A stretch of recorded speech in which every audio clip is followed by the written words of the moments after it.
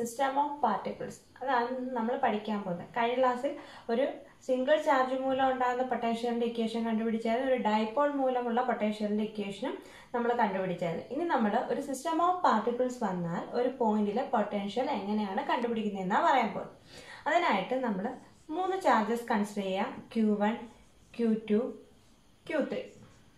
ഈ 3 ചാർജ് മൂലവും പി എന്ന് പറയുന്ന പോയിന്റിലെ പൊട്ടൻഷ്യലാണ് നമുക്ക് കണ്ടുപിടിക്കേണ്ടത്. ഈ 3 ചാർജ് മൂലവും പി എന്ന് പറയുന്ന പോയിന്റിൽ ഉണ്ടാകുന്ന പൊട്ടൻഷ്യൽ എത്രയാണെന്നാണ് കണ്ടുപിടിക്കേണ്ടത്. അപ്പോൾ ഈ Q1 എന്ന് പറയുന്ന ചാർജിന് പിയിലേക്കുള്ള പൊസിഷൻ വെക്ടറാണ് R1P എന്ന് എഴുതാം. Q2 എന്ന് പറയുന്ന ചാർജിന് പിയിലേക്കുള്ള പൊസിഷൻ വെക്ടറാണ് R2P എന്ന് പറയുന്നത്. Q3 എന്ന് പറയുന്ന ചാർജിന് പിയിലേക്കുള്ള പൊസിഷൻ വെക്ടറാണ് R3P എന്ന് പറയുന്നത്. അപ്പൊ എന്താ പറഞ്ഞ ഒരു സിസ്റ്റം ഓഫ് ചാർജസ് കൺസിഡർ ചെയ്യാം. Q1, Q2, Q3. ഈ 3 ചാർജ് മൂലവും പി എന്ന് പറയുന്ന പോയിന്റിൽ ഉണ്ടാകുന്ന ടോട്ടൽ പൊട്ടൻഷ്യൽ ആണ് നമുക്ക് കണ്ടുപിടിക്കേണ്ടത്. അപ്പൊ Q1 തൊട്ട് പി വരെയുള്ള പൊസിഷൻ വെക്ടർ R1P, Q2 തൊട്ട് പി വരെയുള്ള പൊസിഷൻ വെക്ടർ R2P, Q3 തൊട്ട് പി വരെയുള്ള പൊസിഷൻ വെക്ടർ ആണ് R3P. അപ്പൊ ആദ്യം നമ്മൾ Q1 മൂലം ഉണ്ടാകുന്ന പൊട്ടൻഷ്യൽ എഴുതും. അത് എത്രയാണ്? V1 equal to 1/4πε0 Q1 divided by distance എത്രയാണ്? R1P. ഇനി അതേപോലെ Q2 മൂലം പിയിലുണ്ടാകുന്ന പൊട്ടൻഷ്യൽ എത്രയാണ്? V2 equal to 1/4πε0 Q2 divided by R2P. അതേപോലെ Q3 മൂലം പിയിലെ പൊട്ടൻഷ്യൽ എത്രയായിരിക്കും? V3 equal to 1/4πε0 Q3 divided by R3P. അപ്പോൾ ടോട്ടൽ പൊട്ടൻഷ്യൽ എത്രയായിരിക്കും? ഈ 3 ചാർജ് മൂലവും പിയിലുണ്ടാകുന്ന ടോട്ടൽ പൊട്ടൻഷ്യൽ കണ്ടുപിടിക്കാൻ നമുക്ക് ഏത് പ്രിൻസിപ്പിൾ യൂസ് ചെയ്യാം? Superposition principle. V equal to V1 plus V2 plus V3. ഇപ്പൊ എല്ലായിടത്തും 1/4πε0 കോമൺ ആണ്. അപ്പൊ 1/4πε0 into Q1 divided by R1P plus Q2 divided by R2P plus Q3 divided by R3P. ഇനി 3 കൂടുതൽ ചാർജസ് ഉണ്ടെങ്കിൽ, ഇൻഫിനിറ്റ് നമ്പർ ഓഫ് ചാർജസ് ഉണ്ടെങ്കിൽ നമ്മൾ equation എഴുതും പ്ലസ് എക്സെട്ര. അപ്പോൾ potential due to system of particles എന്ന് പറഞ്ഞു കഴിഞ്ഞാൽ നമ്മൾ എന്ത് ചെയ്യണം? ഒരു സിസ്റ്റം ഓഫ് ചാർജസ് കൺസിഡർ ചെയ്യാം. Q1, Q2, Q3. ഈ 3 ചാർജ് മൂലവും പി എന്ന് പറയുന്ന പോയിന്റിലെ പൊട്ടൻഷ്യൽ ആണ് നമുക്ക് കണ്ടുപിടിക്കുന്നത്. അപ്പൊ ആദ്യം Q1 മൂലമുള്ള പൊട്ടൻഷ്യൽ എഴുതി, Q2 മൂലമുള്ള പൊട്ടൻഷ്യൽ എഴുതി, Q3 മൂലമുള്ള പൊട്ടൻഷ്യൽ എഴുതി. സൂപ്പർ പൊസിഷൻ പ്രിൻസിപ്പിൾ വെച്ചിട്ട് ടോട്ടൽ പൊട്ടൻഷ്യൽ എന്ന് പറഞ്ഞാൽ V equal to V1 plus V2 plus V3 ആണ്. അല്ലെങ്കിൽ V equal to 1/4πε0 into Q1 by R1P plus Q2 by R2P plus Q3 by R3P ആയിരിക്കും. അടുത്തത് potential due to uniformly charged spherical shell. അപ്പോൾ ഒരു uniformly charged spherical shell മൂലം ഉണ്ടാകുന്ന potential. അതിനായിട്ട് നമ്മളൊരു സ്പിയർ കൺസിഡർ ചെയ്യുക ഹാവിംഗ് റേഡിയസ് R. അപ്പൊ സ്പിയറിന്റെ പ്രത്യേകത എന്താ? അവിടെ ചാർജസ് എവിടെയാണ് ഡിസ്ട്രിബ്യൂട്ട് ചെയ്യുന്നത്? സ്പിയറിന്റെ സർഫസിലാണ് ചാർജസ് ഡിസ്ട്രിബ്യൂട്ട് ചെയ്യുന്നത്. അപ്പൊ നമ്മളിവിടെ പോസിറ്റീവ് ചാർജ് ഡിസ്ട്രിബ്യൂഷൻ കൺസിഡർ ചെയ്യാം. അപ്പൊ സ്പിയറിന്റെ സർഫസിലായിട്ടാണ് പോസിറ്റീവ് ചാർജസ് ഡിസ്ട്രിബ്യൂട്ട് ചെയ്യുന്നത്. ഇൻസൈഡ് സ്പിയർ എന്താണ്? ചാർജിന്റെ വാല്യൂ എന്താണ്? 0 ആണ്. അത് ഓർത്തിക്കണം. അപ്പൊ ഒരു സ്പിയർ കൺസിഡർ ചെയ്യാം. അവിടെ യൂണിഫോംലി ചാർജ് സ്പിയർ ആണ്. അപ്പൊ ചാർജ് എവിടെ ഡിസ്ട്രിബ്യൂട്ട് ചെയ്യും? സ്പിയറിന്റെ സർഫസിൽ. ഇൻസൈഡ് ചാർജ് ഒന്നുമില്ല. അപ്പൊ ഇൻസൈഡ് ചാർജിന്റെ വാല്യൂ 0 ആണ്. അപ്പൊ ഇൻസൈഡ് ഇലക്ട്രിക് ഫീൽഡ് 0 ആണ്. അത് നമ്മൾ ഓർത്തിരിക്കേണ്ട കാര്യം. ചാർജ് 0 ആണെങ്കിൽ ഇലക്ട്രിക് ഫീൽഡിന്റെ വാല്യൂ 0 ആയിരിക്കും. ഇനിയിപ്പോ നമ്മൾ എന്താ ചെയ്യേണ്ടത്? ഈ യൂണിഫോംലി ചാർജ് സ്പെറിക്കൽ ഷെല്ല് മൂലമുണ്ട പൊട്ടൻഷ്യൽ കണ്ടുപിടിക്കണം. അപ്പൊ ഈ യൂണിഫോംലി ചാർജ് സ്പെറിക്കൽ ഷെല്ല് മൂലമുള്ള പൊട്ടൻഷ്യൽ കണ്ടുപിടിക്കുമ്പോൾ 3 കേസ് വരും. ഒന്നാമത്തെ കേസ് 1 എന്ന് പറയുന്നത് എന്താണ്? ഈ സ്പെറിക്കൽ ഷെല്ലിന് ഔട്ട്സൈഡ് ആയിട്ടുള്ള ഒരു പോയിന്റ് പി എന്ന് പറയുന്ന ഒരു പോയിന്റ് കൺസിഡർ ചെയ്യാം. ഈ പി എന്ന് പറയുന്ന പോയിന്റിലെ ഔട്ട്സൈഡ് പോയിന്റിലെ പൊട്ടൻഷ്യൽ കണ്ടുപിടിക്കണം അല്ലെ. ഇനി കേസ് 2 എന്ന് പറഞ്ഞാൽ എന്താണ്? ഈ പി എന്ന് പറയുന്ന പോയിന്റ് സ്പെറിക്കൽ ഷെല്ലിന്റെ സർഫസിൽ വരികയാണെങ്കിൽ അവിടുത്തെ പൊട്ടൻഷ്യൽ എത്രയാണ്? ഇനി മൂന്നാമത്തെ കേസ് വരുന്നത് പി എന്ന് പറയുന്ന പോയിന്റ് ഇൻസൈഡ് ദ സ്പെറിക്കൽ ഷെല്ലാണെങ്കിൽ അവിടുത്തെ പൊട്ടൻഷ്യൽ എത്രയാണ്? അങ്ങനെ 3 കേസ് ഇവിടെ നമ്മൾ പറയണം. അപ്പൊ അതിൽ കേസ് 1 എന്ന് പറഞ്ഞാൽ എന്താണ്? പി എന്ന് പറയുന്ന പോയിന്റ് ഈ സെന്ററിൽ നിന്നും സ്മോൾ r ഡിസ്റ്റൻസിലാണെങ്കിൽ അവിടുത്തെ പൊട്ടൻഷ്യൽ എത്രയാണ്? അപ്പൊ നമുക്കറിയാം ഇൻസൈഡ് സ്പെറിക്കൽ ഷെല്ലിന്റെ ഇൻസൈഡ് ചാർജ് ഇല്ല, അതിന്റെ സർഫസിൽ മാത്രമേ ഉള്ളൂ ചാർജ്. ആ ടോട്ടൽ ചാർജ് Q ആണെന്ന് കൺസിഡർ ചെയ്യാം. അപ്പൊ ഈ ഹോൾ സ്പെറിക്കൽ ഷെല്ല് മൂലം പി എന്ന് പറയുന്ന പോയിന്റിലെ പൊട്ടൻഷ്യലാണ് കണ്ടുപിടിക്കുന്നത്. ഇവിടുത്തെ ടോട്ടൽ ചാർജ് ക്യൂ ആണ്. അങ്ങനെയാണെങ്കിൽ പൊട്ടൻഷ്യൽ കണ്ടുപിടിക്കാനുള്ള ഇക്വേഷൻ എങ്ങനെയാണ്? V = 1/4πε0. ഇവിടുത്തെ ടോട്ടൽ ചാർജ് എത്രയാണ്? ക്യൂ ആണ്. ആ ക്യൂ മൂലം ഉണ്ടാകുന്ന പൊട്ടൻഷ്യൽ ഈ സ്പെറിക്കൽ ഷെല്ലിൽ നിന്ന് എത്ര ഡിസ്റ്റൻസ് അകലെയാണ് പി എന്ന് പറയുന്ന പോയിന്റ്? ആ ഡിസ്റ്റൻസ് അകലെയാണ്. അപ്പൊ അവിടുത്തെ പൊട്ടൻഷ്യൽ നമുക്ക് എങ്ങനെ എഴുതാം? 1/4πε0 Q/R എന്ന് എഴുതാം. ഇനി കേസ് 2 എന്ന് പറഞ്ഞാൽ എന്താണ്? ഈ പി എന്ന് പറയുന്ന പോയിന്റ് എവിടെ വരികയാണ്? സ്പെറിക്കൽ ഷെല്ലിന്റെ സർഫസിൽ വരികയാണ്. അപ്പൊ പി എന്ന് പറയുന്ന പോയിന്റ് സ്പെറിക്കൽ ഷെല്ലിന്റെ സർഫസിൽ വരിക എന്ന് പറയുമ്പോൾ ഈ ആർ എന്ന് പറയുന്ന ഡിസ്റ്റൻസ് ഏതിന് ഈക്വൽ ആകും? ഇത് ആറാണെങ്കിൽ ഇത് അതിന്റെ എന്താണ്? റേഡിയസ് ആണ്. അപ്പൊ ആർ എന്ന് പറയുന്ന ഡിസ്റ്റൻസ് സ്പെറിക്കൽ ഷെല്ലിന്റെ റേഡിയസിന് ഈക്വൽ ആകുന്നു, അതായത് on the surface of the spherical shell. അപ്പൊ പൊട്ടൻഷ്യൽ ഇക്വേഷൻ എങ്ങനെയായിരിക്കും? V = 1/4πε0 Q/R ആയിരിക്കും. അപ്പൊ രണ്ട് കേസ് പറഞ്ഞു. ഔട്ട്സൈഡ് എ പോയിന്റ് ആണെങ്കിൽ പൊട്ടൻഷ്യൽ 1/4πε0 Q/R. ഈ കേസിന്റെ പ്രത്യേകത എന്താ? ഈ ആറിന്റെ വാല്യൂവിനനുസരിച്ച് വി എങ്ങനെയായിരിക്കും? ഇൻവേഴ്സ്ലി പ്രൊപ്പോർഷണൽ ടു ആർ ആയിരിക്കും. ആറിന്റെ വാല്യൂ കൂടുന്ന അനുസരിച്ച് വിയുടെ വാല്യൂ എന്ത് ചെയ്യും? കുറഞ്ഞു കുറഞ്ഞു വരും. ഇനി ഇവിടെ എന്ന് പറഞ്ഞാൽ എന്താണ്? ആർ എന്ന് പറയുന്ന ഡിസ്റ്റൻസ് എവിടെയാണെങ്കിൽ, അല്ലെങ്കിൽ പി എന്ന് പറയുന്ന പോയിന്റ് സ്പെറിക്കൽ ഷെല്ലിന്റെ സർഫസിലാണെങ്കിൽ R = R ആണ്. അപ്പൊ V = 1/4πε0 Q/R. ഈ ആർ എന്ന് പറഞ്ഞാൽ എന്താണ്? സ്പെറിക്കൽ ഷെല്ലിന്റെ റേഡിയസ് ആണ്. ഇനി മൂന്നാമത്തെ കേസ് എന്താ പറയുന്നത്? ഈ പി എന്ന് പറയുന്ന പോയിന്റ് ഇവിടെ ഔട്ട്സൈഡ് ആയി, ഓൺ ദ സർഫസ് ആയി. ഇനി ഇൻസൈഡ് ദ സ്പെറിക്കൽ ഷെൽ ആണെങ്കിൽ ഇത് ഔട്ട്സൈഡ് പോയിന്റിന്റെ ഇക്വേഷൻ, ഇത് ഓൺ ദ സർഫസിലെ ഇക്വേഷൻ. ഇനി നമുക്ക് എന്താ വേണ്ടത്? ഇൻസൈഡ് പോയിന്റിലെ പൊട്ടൻഷ്യൽ കണ്ടുപിടിക്കണം. അപ്പൊ നമ്മൾ പറഞ്ഞു ഇൻസൈഡ് സ്പെറിക്കൽ ഷെൽ എന്താണ്? നോ ചാർജ്, Q0 ആണ്. Q0 ആണെങ്കിൽ ഇൻസൈഡ് ഇലക്ട്രിക് ഫീൽഡ് എന്തായിരിക്കും? 0 ആയിരിക്കും. ഇനി നമുക്ക് പഠിക്കാനുള്ള ഒരു ഇക്വേഷൻ ഉണ്ട്. ഇലക്ട്രിക് ഫീൽഡും പൊട്ടൻഷ്യലും തമ്മിലൊരു റിലേഷൻ ഉണ്ട്. അതിന് നമുക്ക് തൊട്ടടുത്ത ടോപ്പിക്കിൽ ഡിറൈവ് ചെയ്യുന്നതാണ്. E = -dV/dr. അതായത് നമ്മുടെ പൊട്ടൻഷ്യലിന്റെ നെഗറ്റീവ് ഗ്രേഡിയന്റ് ആണ് ഇലക്ട്രിക് ഫീൽഡ് എന്ന് പറയാം. അതായത് V എന്ന് പറഞ്ഞാൽ ഇവിടുത്തെ പൊട്ടൻഷ്യൽ, R എന്ന് പറഞ്ഞാൽ ഏതിനെ ഡിനോട്ട് ചെയ്യുന്ന ലെറ്റർ ആണ്? ഡിസ്റ്റൻസിനെ ഡിനോട്ട് ചെയ്യുന്ന ലെറ്റർ.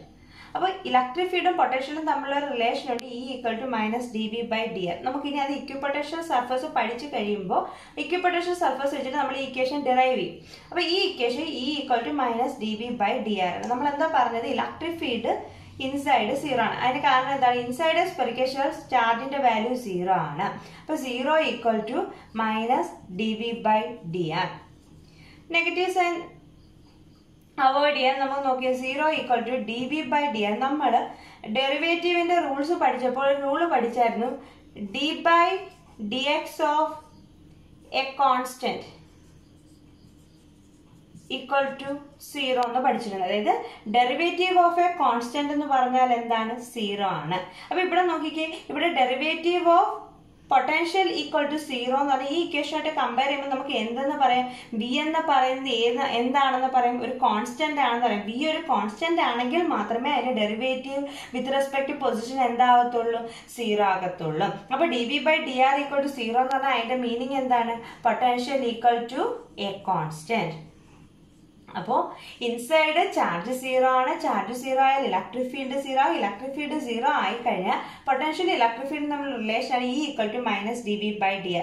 ഇതിനകത്ത് ഈ വാല്യൂ സബ്സ്റ്റിറ്റ്യൂട്ട് ചെയ്യുമ്പോൾ നമുക്ക് dV/dr = 0 എന്ന് കിട്ടും. അതിന്റെ മീനിങ് എന്താണ്? Derivative of a constant with respect to position = 0 എന്ന് പറയുന്ന റൂൾ ഉണ്ട് ഡെറിവേറ്റീവിന്. ഇതുമായിട്ട് കമ്പയർ ചെയ്യുമ്പോൾ നമുക്ക് എന്ത് പറയാം? ഈ ഇക്വേഷന്റെ വാല്യൂ, ഈ ഡെറിവേറ്റീവിന്റെ വാല്യൂ 0 ആണെന്ന് പറഞ്ഞാൽ അതിന്റെ അർത്ഥം എന്താണ്? പൊട്ടൻഷ്യൽ എന്തായിരിക്കണം? ഒരു കോൺസ്റ്റന്റ് ആയിരിക്കണം. അപ്പൊ നോക്കിക്കേ, പൊട്ടൻഷ്യൽ ഇവിടെ എല്ലാ പോയിന്റിലും പൊട്ടൻഷ്യലിന്റെ വാല്യൂ എന്തായിരിക്കണം? കോൺസ്റ്റന്റ് ആയിരിക്കും. ഇപ്പൊ ഇൻസൈഡ് ചാർജ് ഇല്ല, എവിടെ മാത്രമേ ഉള്ളൂ? സർഫസിൽ മാത്രമേ ചാർജ് ഉള്ളൂ. അപ്പൊ ഇവിടെ എല്ലായിടത്തും സ്പിയറിന്റെ എല്ലാ ഭാഗത്തും പൊട്ടൻഷ്യൽ സെയിം ആയിരിക്കണം എന്ന് പറഞ്ഞാൽ അതിന്റെ അർത്ഥം എന്തായിരിക്കണം? ആ വാല്യൂ ഏതിന് ഈക്വൽ ആയിരിക്കണം? സ്പിയറിന്റെ സർഫസിലെ വാല്യൂവിന് ഈക്വൽ ആയിരിക്കണം. അപ്പൊ ഇൻസൈഡ് ഇലക്ട്രിക് ഫീൽഡ് 0 ആണ്. അപ്പൊ പൊട്ടൻഷ്യലിന്റെ വാല്യൂ കോൺസ്റ്റന്റ് ആണ്. മാത്രമല്ല ആ വാല്യൂ ഏതിന് ഈക്വൽ ആയിരിക്കും? സർഫസിലെ വാല്യൂ. അതായത് സ്പിയറിന്റെ എല്ലാ പോയിന്റിലും പൊട്ടൻഷ്യൽ സെയിം, ഇൻസൈഡും സർഫസും എല്ലാം പൊട്ടൻഷ്യൽ സെയിം. അപ്പൊ ആ ഇക്വേഷൻ എന്തായിരിക്കും? V = 1/4πε0 Q/R എന്ന് പറയും. അപ്പോൾ ഒരു സ്പെറിക്കൽ ഷെല്ലിന്റെ കേസിൽ ഔട്ട്സൈഡ് പോയിന്റിന്റെ ഇക്വേഷൻ ആണ് ഇത് v = 1/4πε0 q/r. On the surface വന്നപ്പോഴത്തേക്കും q/ radius of the sphere ആയി. ഇൻസൈഡ് വന്നപ്പോൾ എന്താണ്? ഇലക്ട്രിക് ഫീൽഡ് 0 ആണ്. അതിന്റെ മീനിങ് എന്താണ്? പൊട്ടൻഷ്യൽ എന്ന് പറയുന്നത് കോൺസ്റ്റന്റ് ആയിരിക്കണം.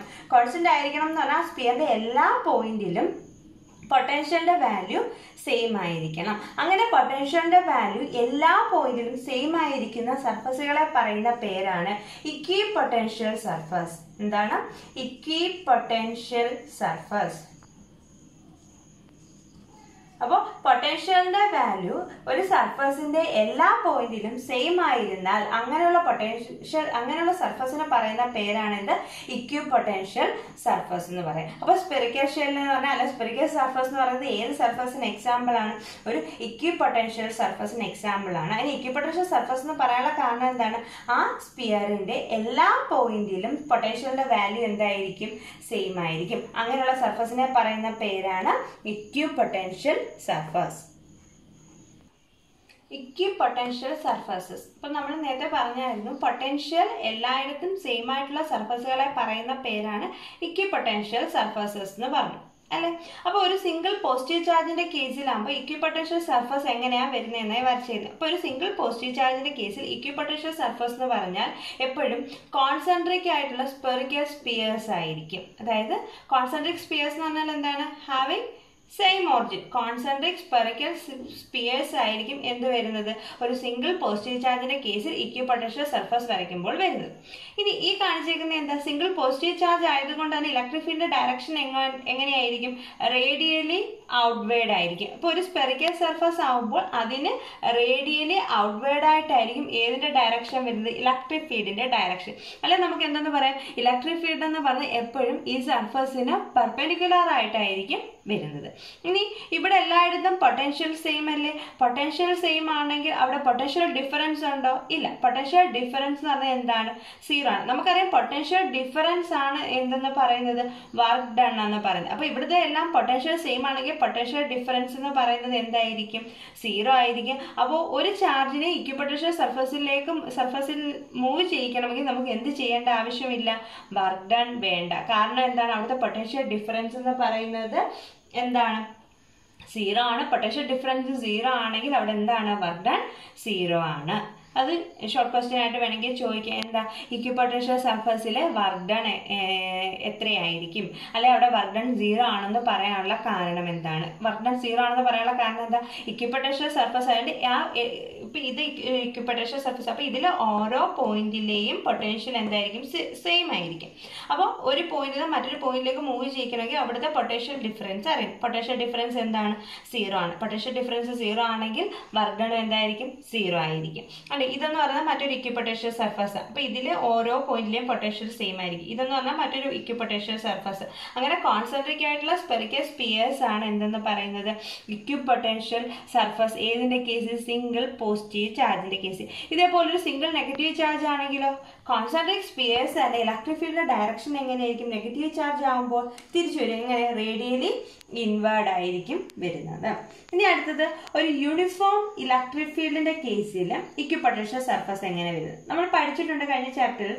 ഈ യൂണിഫോം ഫീൽഡ് നമുക്ക് എപ്പോഴും കിട്ടുന്നത് എവിടെയാണ്? രണ്ട് പാരലൽ പ്ലേറ്റ്സിനിടയ്ക്ക് നമുക്ക് എന്ത് കിട്ടും? യൂണിഫോം ഇലക്ട്രിക് ഫീൽഡ് കിട്ടും. അപ്പോൾ നമ്മളിപ്പോൾ ഇവിടെ 3 പാരലൽ പ്ലേറ്റ്സ് വരച്ചേക്കും. അപ്പൊ ഇതിനിടയ്ക്ക് നമുക്ക് കിട്ടുന്ന ഇക്വിപൊട്ടൻഷ്യൽ സർഫസ് ആണ് വരച്ചേക്കുന്നത്. എങ്ങനെയാണ് വരുന്നത്? പാരലൽ ആയിട്ടുള്ള ഇക്വിപൊട്ടൻഷ്യൽ സർഫസ് ആണ് നമുക്ക് വരുന്നത്. അപ്പൊ യൂണിഫോം ഇലക്ട്രിക് ഫീൽഡിന്റെ കേസിലെ ഇക്വിപൊട്ടൻഷ്യൽ സർഫസ് ആണ് ഈ വരച്ചേക്കുന്നത്. ഒരു സിംഗിൾ പോസിറ്റീവ് ചാർജിന്റെ കേസിലാണെങ്കിൽ വരുന്ന ഇക്വിപൊട്ടൻഷ്യൽ സർഫസ് ഇങ്ങനെ. സിംഗിൾ നെഗറ്റീവ് ചാർജ് ആണെങ്കിൽ ഇലക്ട്രിക് ഫീൽഡിന്റെ ഡയറക്ഷൻ എങ്ങോട്ട് വരും? റേഡിയലി ഇൻവേർഡ് ആയിരിക്കും. ഓരോ കേസിലെയും ഇക്വിപൊട്ടൻഷ്യൽ സർഫസ് വരയ്ക്കാൻ പരീക്ഷയ്ക്ക് ചോദിക്കുന്നതാണ്. ഇനി അതേപോലെ നമുക്കൊരു ഡൈപോൾ വന്നാൽ എങ്ങനെയാണ് ഇക്വിപൊട്ടൻഷ്യൽ സർഫസ് വരയ്ക്കുന്നത്? പിന്നെ ഒരു 2 ലൈക്ക് ചാർജസ് വന്നാൽ എങ്ങനെയാണ് ഇക്വിപൊട്ടൻഷ്യൽ സർഫസ് വരയ്ക്കുന്നതെന്ന് നോക്കാം. ഇനി നോക്കിക്കേ, ഒരു ഡൈപോളിന്റെ കേസിൽ ഇക്വിപൊട്ടൻഷ്യൽ സർഫസ് ആണ് ഈ വരച്ചേക്കുന്നത്. ഇത് നെഗറ്റീവ്, ഒരു പോസിറ്റീവ്, അതായത് ഒരു ഡൈപോളിന്റെ കേസിൽ ഇക്വിപൊട്ടൻഷ്യൽ സർഫസ്. ഇനി നോക്കിക്കേ, 2 ലൈക്ക് ചാർജസ് വന്നു കഴിഞ്ഞാൽ അവിടെ ഉണ്ടാകുന്ന ഇക്വിപൊട്ടൻഷ്യൽ സർഫസ് എങ്ങനെ? അപ്പോൾ ഒരു സിംഗിൾ പോസിറ്റീവ് ചാർജിന്റെ പഠിച്ചു, ഒരു യൂണിഫോം ഇലക്ട്രിക് ഫീൽഡിന്റെ പഠിച്ചു, പിന്നെന്താണിത്? ഒരു ഡൈപോളിൻ്റെ കേസിൽ ഇക്വിപൊട്ടൻഷ്യൽ സർഫസും പിന്നെ 2 ഐഡന്റിക്കൽ പോസിറ്റീവ് ചാർജസ് വന്നാലുള്ള ഇക്വിപൊട്ടൻഷ്യൽ സർഫസ്. അപ്പോൾ ഈ ഇക്വിപൊട്ടൻഷ്യൽ സർഫസ് വരയ്ക്കാൻ പഠിച്ചിരിക്കണം. 4 കേസാണ് നമ്മൾ പറഞ്ഞ: single positive, uniform electric field, പിന്നെ 2 ഐഡന്റിക്കൽ ചാർജസ് വന്നാൽ എങ്ങനെയാണ്, ഒരു ഡൈപോൾ വന്നാൽ എങ്ങനെയാണ്. അടുത്തത് relation between electric field and potential.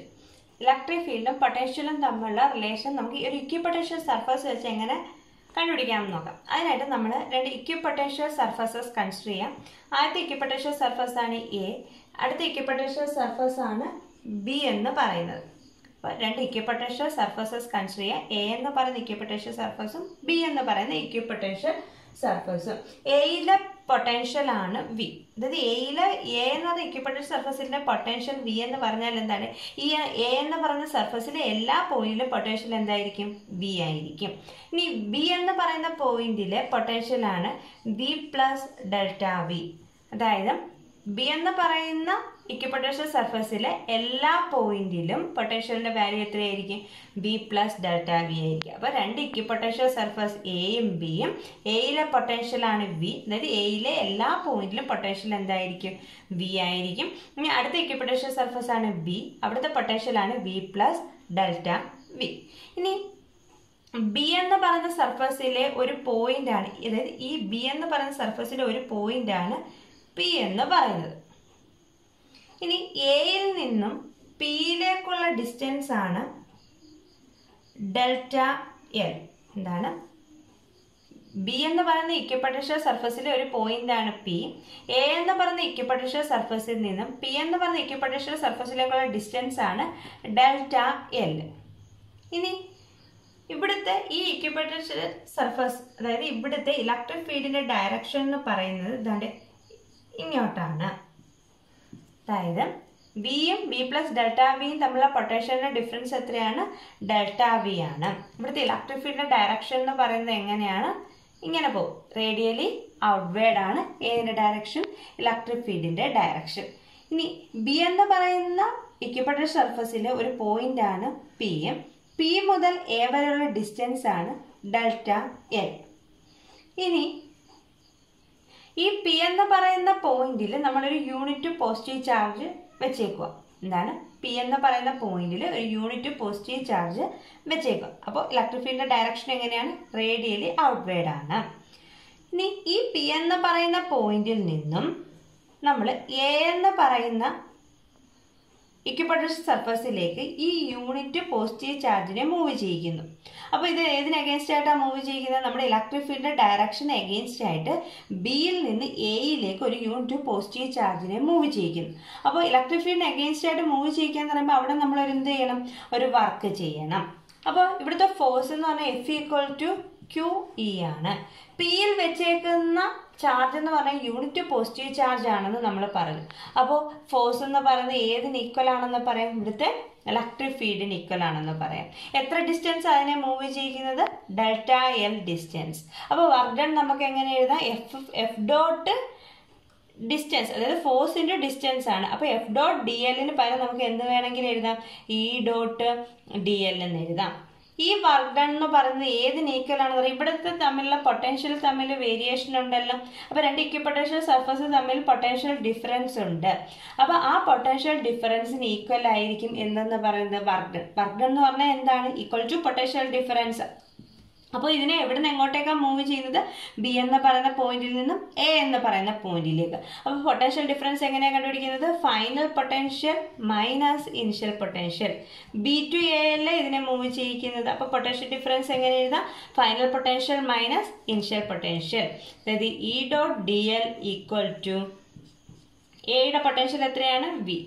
ബിയുടെ പൊട്ടൻഷ്യൽ എത്രയാണ്? V plus delta V. Minus അകത്തോട്ട് മൾട്ടിപ്ലൈ ചെയ്യുമ്പോഴത്തേക്കും വി മൈനസ് ഡെൽറ്റ വി. വിയും വിയും ക്യാൻസൽ ആയി പോവും. E dot D L equal to minus delta V. അല്ലെങ്കിൽ നമുക്ക് എന്തെന്ന് എഴുതാം? E equal to E dot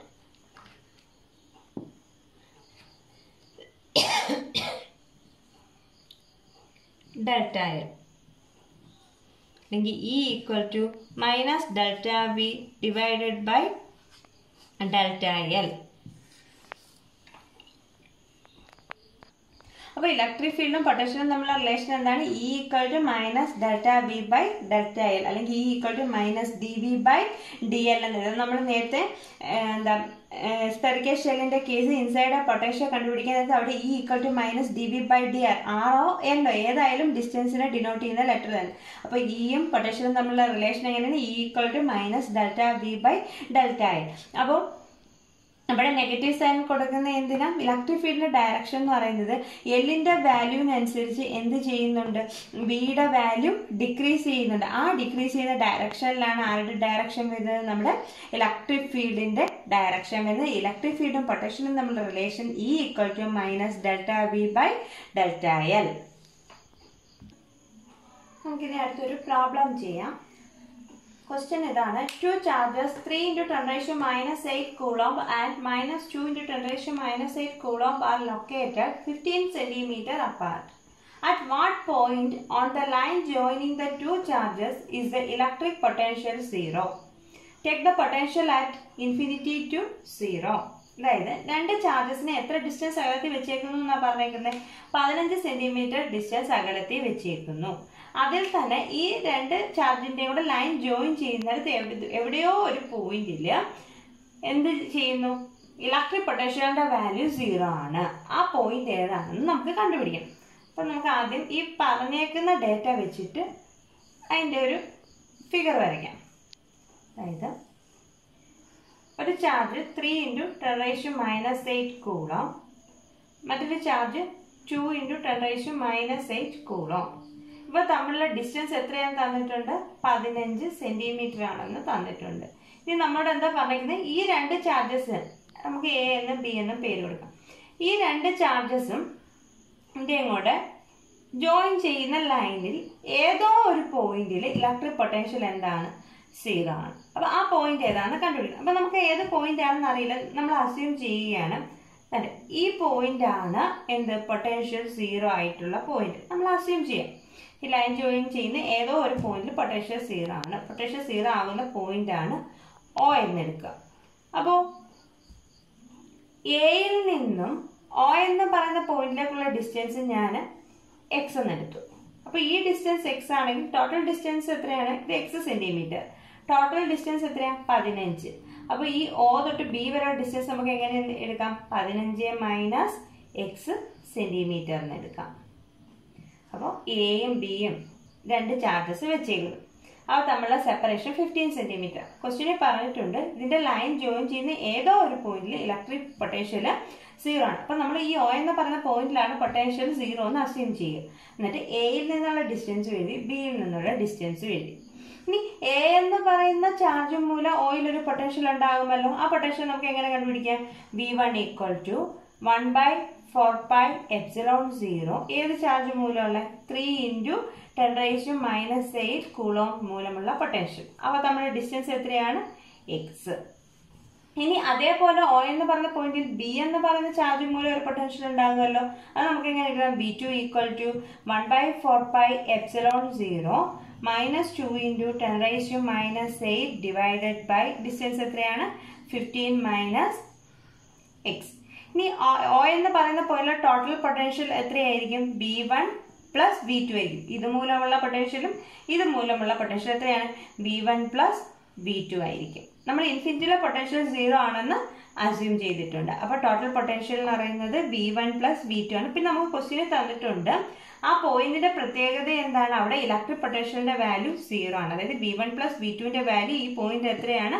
0 ആണ്. Total potential 0. അതായത് V1 + V2 = 0 എന്ന് എഴുതാം അല്ലെ. അതായത് ആ ലൈൻ ജോയിൻ ചെയ്യുന്ന പോയിന്റിലെ ടോട്ടൽ ഇലക്ട്രിക് പൊട്ടൻഷ്യലിന്റെ വാല്യൂ 0. അപ്പൊ V1 + V2ന്റെ വാല്യൂ അവിടെ 0. ഈ വാല്യൂവിനെ സബ്സ്റ്റിറ്റ്യൂട്ട് ചെയ്തേ. അപ്പൊ എന്ത് വരും? V1 1/4πε0 3 × 10⁻⁸ divide by x. ഇനി ഈ -a നമുക്ക് ഇവിടോട്ട് കൊണ്ടുവരാമല്ലോ. അപ്പൊ എന്താ? -1/4πε0 2 × 10⁻⁸ ഡിവൈഡഡ് ബൈ 15 - x = 0. ഇനി ഇതിനെ ലെഫ്റ്റ് റൈറ്റ് സൈഡിൽ കൊണ്ടുവരുമ്പോൾ എന്ത് വരും? 1/4πε0 3 × 10⁻⁸ divided by x equal to 1/4πε0 2 × 10⁻⁸ divided by 15 minus x. നമുക്ക് ഈ 1/4 pi epsilon 0 1/4 pi epsilon 0 cancel ചെയ്യാം. പിന്നെ അതേപോലെ 10⁻⁸ 10⁻⁸ പോകും. ഇനി ബാക്കി എന്താ ഉണ്ട്? ബാക്കി എന്താ വരുന്നത്? 3 divided by x equal to 2 divided by 15 minus x. അല്ലയോ?